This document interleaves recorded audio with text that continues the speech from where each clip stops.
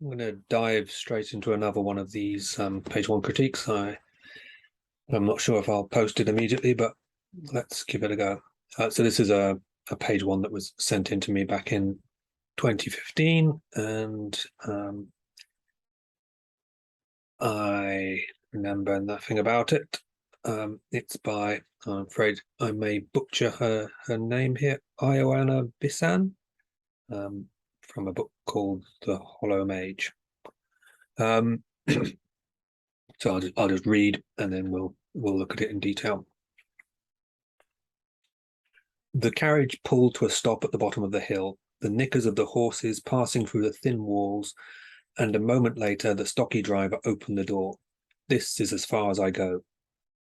Alia frowned at the narrow path splitting from the main road and going up the slope to the blue house at the top of the hill, but ignoring her protests, the driver brought her trunk from the back of the carriage and dumped it in the mud on the side of the road. Off you go. If it's money, there's not enough money in this world to make me go up there. The man shook his head. He's way too weird. And as if to prove his point, thick smoke rose from the chimney and painted the sky pink. With a huff, Alia bunched up her skirts in her fists and climbed out of the carriage. The driver bowed apologetically before returning to his seat. Good luck, miss. She could have punished him in several creative ways for his insolence, but since she needed to keep a low profile, Alia settled for a glare aimed at the departing carriage. Drawing in a deep breath, she checked the road. Empty.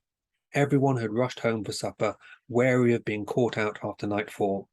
The recent peace and prosperity hadn't put an end to the thieves. Alia stifled a shiver brought both by concern and cold. Okay, time to move. The trunk lay morosely in the mud, too heavy for her to lift even on a good day. With another glance around to make sure there were no witnesses lurking in the distance, she summoned a gust of wind to lift it off the ground and carried it along with her. The trunk wavered. She hadn't used her powers since she entered the country, but her determination held it up. The house became bigger as she approached it. Blue walls, the colour of the sky on a sunny summer day, darker blue roof and porch, no fence and no flowers. Despite the sun having gone down over the hill, surrounding the outline of the house with an orange halo, no light cheered from the windows. Far from being a palace, as long as there was hot water and a bed, she wasn't complaining. Alia set the trunk on the porch, smoothed her cloak, and knocked on the cracked front door, then waited and waited. Was he doing it on purpose? He'd been informed of her arrival. Cold and annoyed, she knocked again, harder this time. What? The door snapped back, and a tall, lean man filled the opening. Whatever you're selling, we're not buying. Violet eyes peered at her, shadowed by the light mauve hair falling down his forehead and reaching to the collar of his blue redingote. Oh, he was one of those. Alia missed her former master who favoured black and wasn't subjected to mood swings. Good, because I'm not selling anything, she said. I'm your new apprentice. So there we have it. What did I think? Okay, so yeah, we start with a slightly amusing typo. The knickers are women's underwear. They're not. What she wants is knickers without the K, which is then the noise a horse makes, and then the whole business of it passing through a thin wall makes a lot more sense. Yeah, that's just the damage one stray letter can do, and this is why proofreaders are worth their weight in maybe not gold, but something valuable. This is as far as I go. This whole scene here is, for me, rather too reminiscent of the classic openings to a lot of vampire films and parodies of vampire films. Maybe that's why she's doing it, and then I guess it could earn its keep in that way. But yeah, it feels a bit generic, that dumped and the old house is up there and you go off and I'm not. Maybe she's playing to the trope and I'm being too harsh here. but yeah, we have seen this before, and it's always a danger when you present on your first page things that people have seen before, that it's using up valuable real estate on that page, which could have been spent maybe hooking them with something they haven't seen before. And then there's the debate about, if I pay you more, will you take me? And then the smoke rising from the chimney. I painted the sky pink, which I guess strongly implies that the smoke is pink, and that's the weirdness that he's talking about. There's two things here. First of all, did the smoke, was it coming out the chimney the whole time and it turned pink, or has it on cue, a smokeless chimney now vomited forth pink smoke? I think there are more interesting ways of describing that, which would also clarify as well. And the idea that it's the weirdness that is stopping this driver go up there. When it's Count Dracula, you don't go up there because he's going to suck your blood. What's this? It'd be nice to have a little bit more feedback on what, is he worried that he's going to be turned pink, or is it just general sort of suspicion of magic? I don't know. Maybe there's more that could be done there.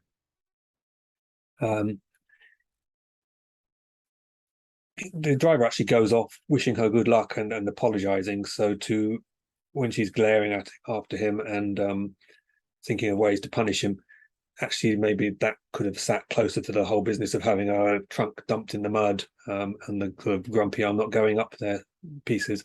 It's always good to position the sort of consequences part of a thing near to the causes, because otherwise they can become detached and read a bit disjointed. And she was trying to keep a low profile, so I'm having a bit of difficulty with the setting, because I'm sort of envisioning an isolated house, and she's had to come up in the carriage, and now she's going to have to get her trunk up there. But so who's she worried about seeing? Or are there actually people going back and forth on this road? Are there houses all around her? I'd like a little bit more on that setting. She's worried about thieves. Bandits are more sort of, thieves may steal your stuff. Bandits feel like more of a threat. But okay, thieves. The trunk lies morosely in the mud. I sort of slightly objected to that. Unless it's Terry Pratchett's luggage, then I wouldn't want to anthropomorphize the luggage too much.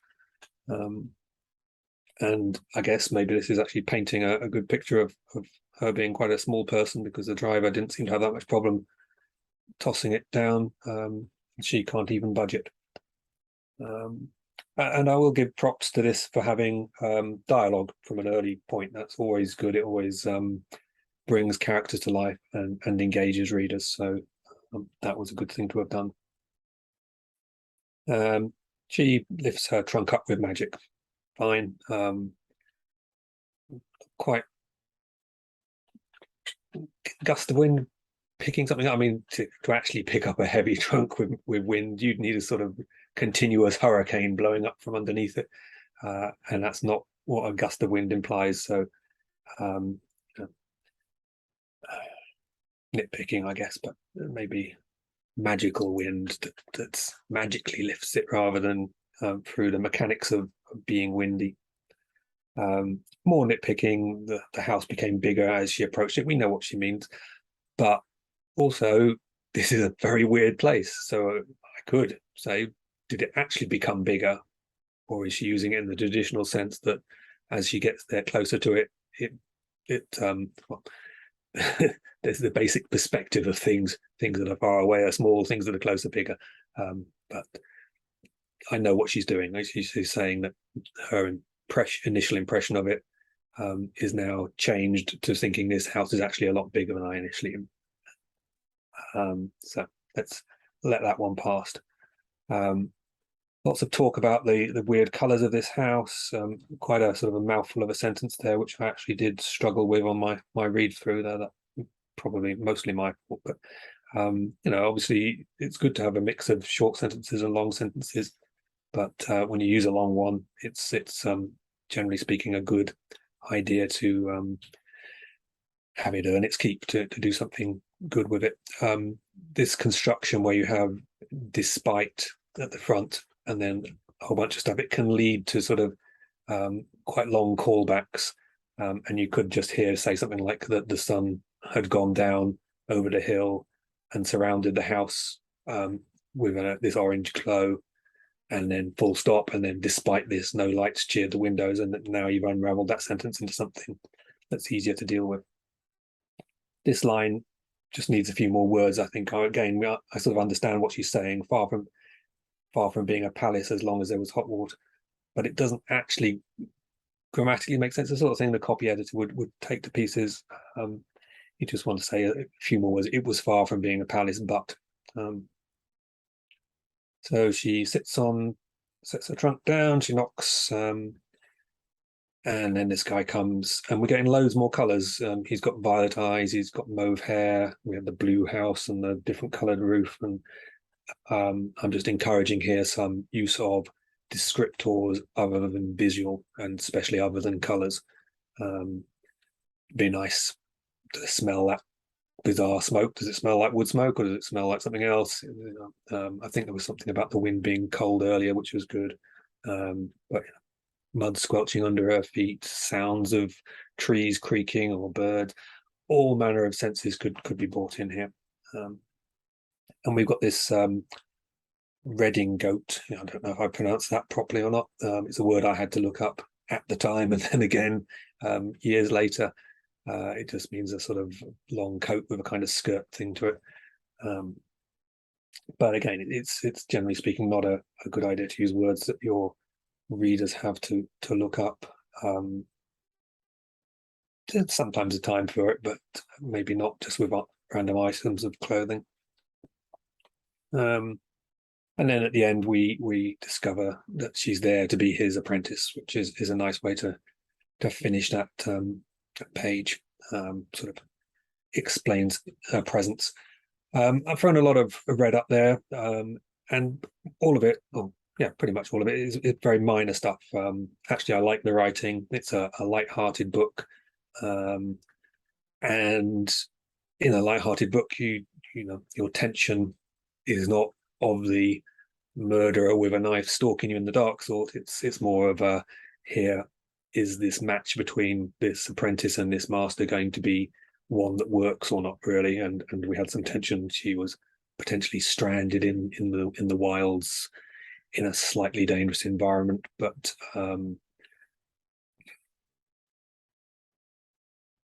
we can flip it around. There's nothing wrong with this first page per se, nothing sort of majorly wrong with it that I can say, oh no, this is, but the question is it an excellent first page? And he's done a lot of things that they're fine, and if they were inside a book, I would have no pause. But here, I'm wondering, can you get to the meat of the story? Can you get your unique elements more rapidly to hook the reader?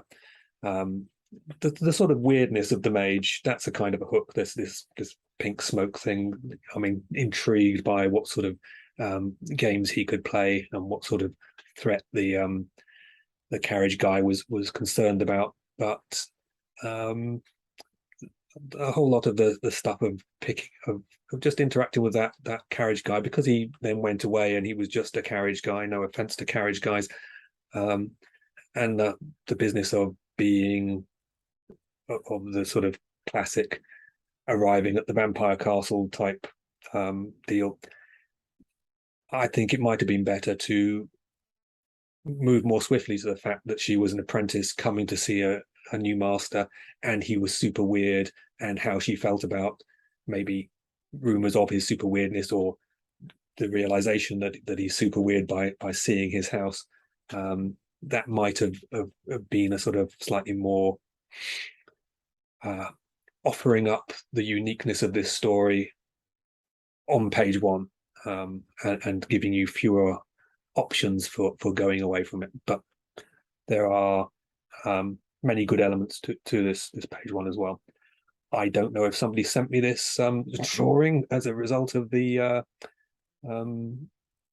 critique I had here, or if I had Googled horses in knickers and chosen the safest result I got.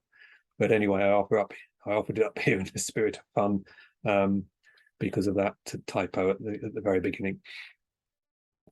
And then there's some slightly sad news. Well, not slightly, very sad news. So here is, again, I apologize if I've messed up her name, Ioana. Weird Vision is her, and she's thanking me for the feedback and for the comments. And I had, before I made started this video, I'd seen the title and just Googled and gone on Goodreads and to see if the book had actually been published, and it hadn't. And then I just randomly went a step further and clicked on the author's name, and very sadly she died less than a year after this this was published. My critique was published, and so the book never had a chance. She was only 38 and just died suddenly on holiday. So that is depressing, and I guess just another lesson to us all to go out there and do what we can when we can. I shall leave you guys with that. Hopefully not too depressing, but yes, it was a bit of a shock to me.